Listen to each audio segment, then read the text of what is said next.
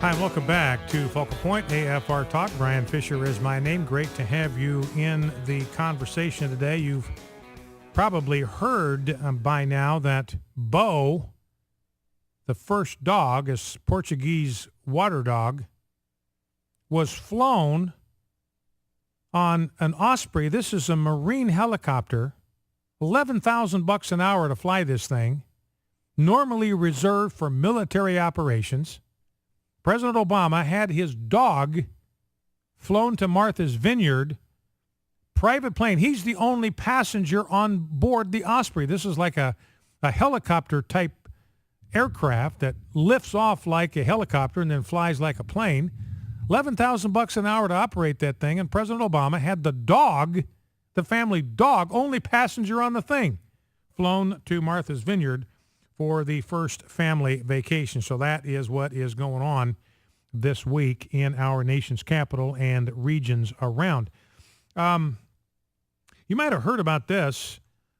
One of the premises, I read a book on propaganda by Jacques Ellul, a French sociologist, and he made the point that whatever the left accuses its enemies of doing is the very thing that they are doing. Whatever they accuse the right of doing, it turns out that that's what they themselves are doing.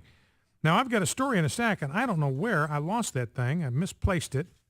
But I would submit to you that the homosexual lobby are the biggest bullies and bigots on the block. And the interesting story this weekend is there was a musician who's won Dove Awards. He's won Grammy Awards, won R&B Awards. He was going to be the headliner performer at this event to celebrate the 50th anniversary of the Martin Luther King Jr.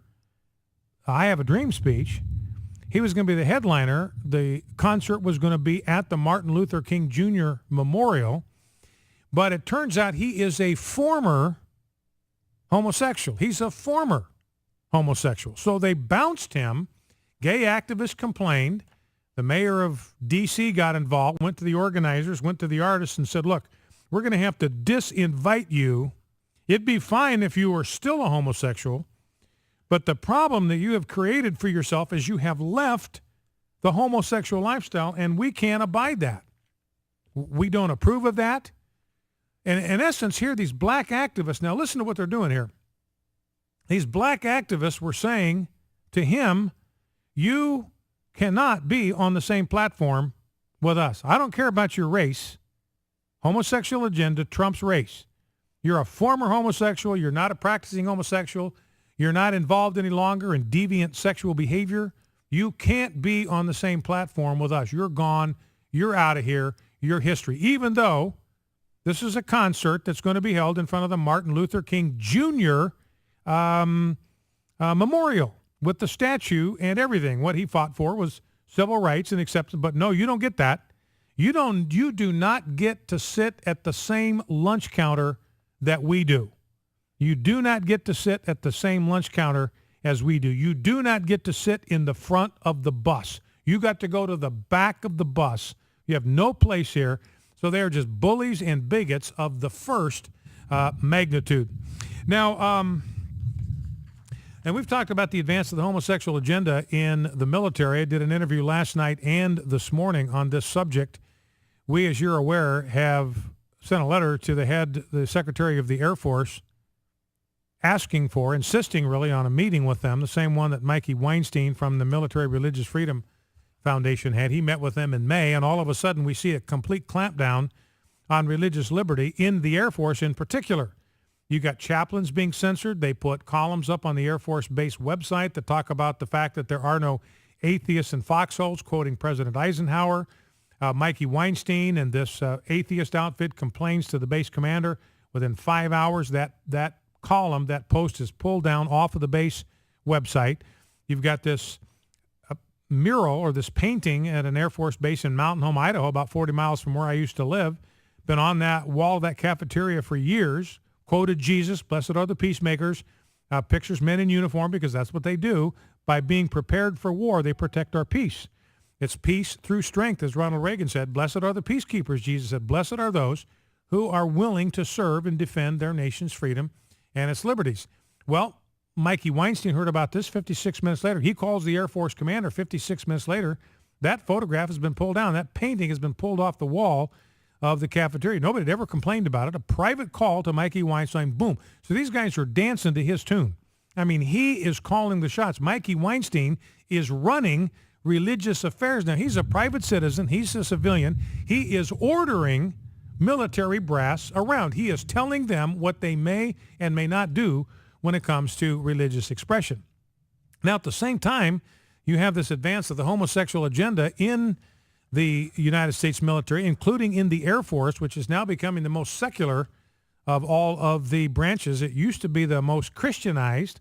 Now it's the most secular, which is one of the reasons I believe why they're having difficulty retaining combat pilots. You got combat pilots bailing out on the Air Force one after another, and the Air Force is scrambling to try to find some kind of bonuses to dangle in front of them to get them to stay in the service. And I think a lot of these guys are leaving because this is not the Air Force they signed up to serve. This is not the military they signed up to serve. This isn't even the country that they signed up to protect any longer under this new commander-in-chief. And now we find this story. I think Todd Starnes was the one that broke this about an event that took place at Los Angeles Air Force Base last Thursday. This was on the military base's Diversity Day celebration. You might have heard about this. They had a performance featuring 3 drag queens.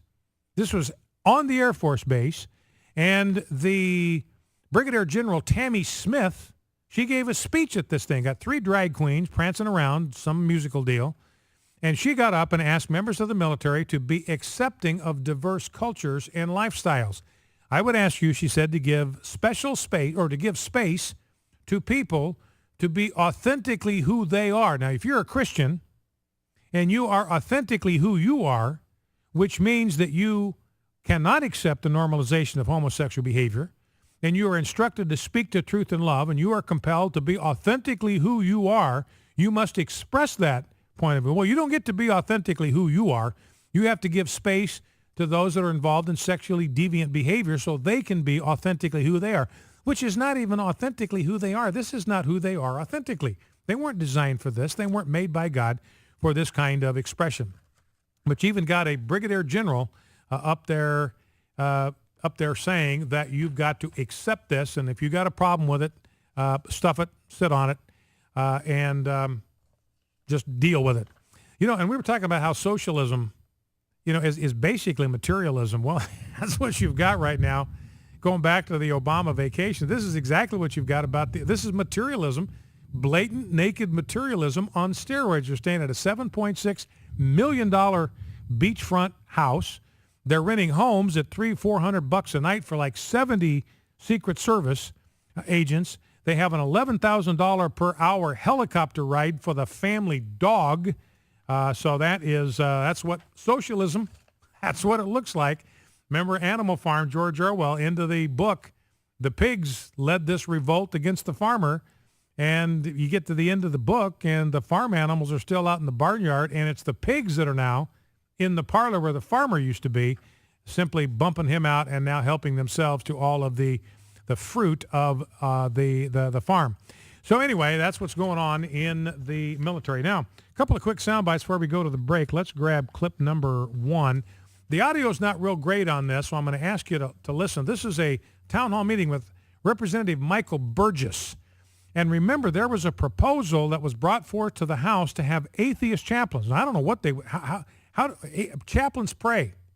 So what is an atheist chaplain going to pray? Nobody answered that question, but it was voted down. So an atheist shows up at this town hall meeting, and he complains about Representative Burgess's vote because he voted against this bill to have atheist chaplains. Here's how the exchange went. Well, I know I don't believe it's you, but I do know that you recently voted against twice to include atheist and humanist chaplains into the armed services. Yeah, I thought it was a dumb idea. I'll do it again. So he says, I voted against it. Maybe hard to hear, But why'd you vote against it? And he says, I thought it was a dumb idea, and I would do it again. I'd vote the same way again. And the place just erupted in applause. You know, and part of what's illustrative to me about that, ladies and gentlemen, people show up at these town hall meetings. This is grassroots America. I mean, these are the people that make this country work. These are the people that love their families. They love their God. They love their country. They're engaged enough as citizens to show up at town hall events, and they love what this guy said. He just said, look, I thought it was a dumb idea. He doesn't give an elaborate answer to that question. I just think it was a dumb idea. They loved it because they know it's a dumb idea, and they just went crazy. They went ballistic. So when you see all of this effort to purge Christ, to purge God from the military, from the public square, this is governing against the will and the heart of the American people. Now, this will turn your stomach. Remember, socialism replaces God with government, and it replaces the Messiah with political figures. Here is a kid, listen to this. This is a kid, literally, I arf you not, who is praying to Barack Obama. Let's listen. And for President Barack Obama. Barack Obama, thank you for doing everything and all the kind stuff. Thank you for all the stuff that you helped us with. Thank you for taking the courage and responsibility for everything you have done for us. And God has gave you a special power. And you are going to handle it just fine. You are good, Barack Obama. You are great, and when you get older, you will be able to do great things. Love, Steven. So that's a kid. I mean, that's a kid actually praying to Barack Obama. They filmed it, put it up on YouTube. I mean, he closes his eyes and he prays to Barack Obama. Thank you for everything you've given us. Thank you for all the help that you've given us. Thank you for everything that you have done for us. Now, you got to believe his parents were involved in that. I mean, he's not going to do this on his own. You got parents helping him with them. They believe they're happy to have their kid praying to Barack Obama. Focal Point AFR Talk. We'll be right back. Stay with us.